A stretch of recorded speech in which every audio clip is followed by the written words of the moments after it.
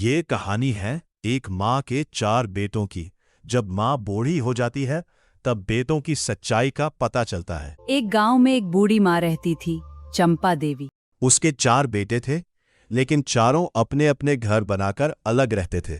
उन्होंने अपनी माँ के लिए गांव की पुरानी जमीन पर एक छोटी सी झोपड़ी बना दी थी, जहां चंपा देवी अकेली रहती थी।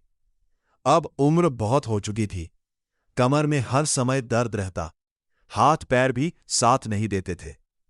पहले जैसे काम अब नहीं होते थे। दिन भर वो झोपड़ी के बाहर बैठकर बस रास्ता देखती रहती। शायद कोई बेटा आए, लेकिन वो नहीं आता था। एक दिन चंपा देवी ने सोचा, इतने दिन हो गए बेटों से मिले हुए, वो तो आएंगे नहीं, मैं ही चली जाती हूं मिलने। चंपा देवी ने सोचा, क्यों ना कुछ दिन बड़े बेटे के घर हो आऊं, वे मुझे देखकर बहुत खुश होंगे। वो धीरे धीरे लाठी के सहारे उठी और चल पड़ी अपने बड़े बेटे के घर की तरफ। दोपहर की तेज धूप, सूखी जमीन और हवा भी जैसे थम सी गई थी। लाठी के सहारे धीरे धीरे चलते हुए चंपा देवी अपने बड़े बेटे के घर की तरफ निकल पड़ी। रास्ता बहुत लंबा था, हर कदम पर दर्द जैसे और बढ़ जाता था। कुछ दूर चलने के बाद उनकी सांसें तेज हो गई, पैर कांपने लगे। वो पास ही एक बड़े पेड़ के नीचे बैठ उनकी आंखों में उम्मीद थी कि बेटा देखेगा तो गले लगा लेगा। थोड़ी देर आराम करने के बाद वो फिर उठी, लाठी टिकाते हुए धीरे धीरे कदम बढ़ाने लगी। हर कदम जैसे दर्द से भरा था, लेकिन दिल में उम्मीद उन्हें आगे बढ़ा रही थी। कई घंटे चलने के बाद उनका गला सूख गया, होठ फटने लगे। उन्हें जोर की प्यास लगी। शाम ढलने लगी थी।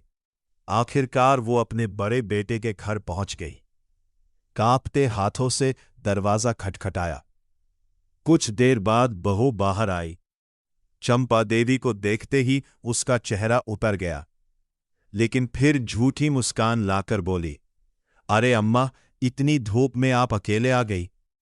फिर बनावटी चिंता दिखाते हुए बोली, हमें खबर कर देती, हम ही आ जाते लेने।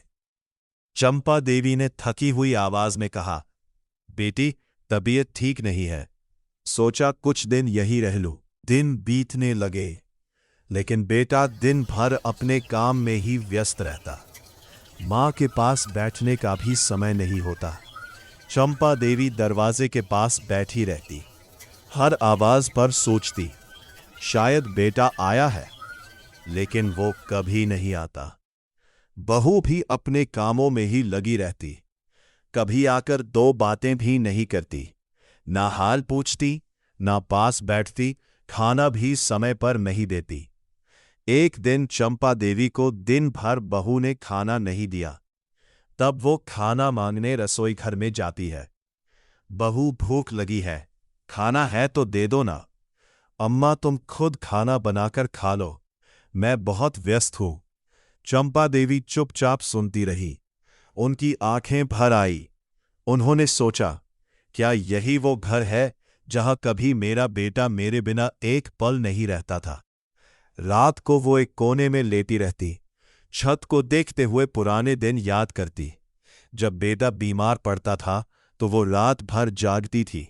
जब उसे भूख लगती थी तो खुद भूखी रह जाती थी।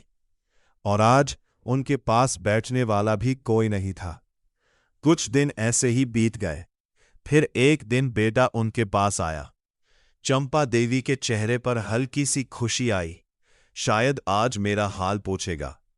लेकिन बेटे ने जो कहा वो उनके दिल को और तोड़ गया। अम्मा, आप क्यों नहीं चली जाती दूसरे भाई के घर? वहां आपका अच्छे से ख्याल रखेंगे, हम तो बहुत व्यस्त रहते हैं। चंपा देवी कुछ पल तक चुप रही। उनकी आंखों में आंसू थे, लेकिन आवाज अब भी शांत थी। ठीक है बेटा। और उसी रात वो चुपचाप बैठी रही, सोचती रही। चंपा देवी ने जब बड़े बेटे के घर से जाने का फैसला लिया तो उनके दिल में एक छोटी सी उम्मीद अब भी जिंदा थी, शायद मेरा दूसरा बेटा मुझे समझेगा।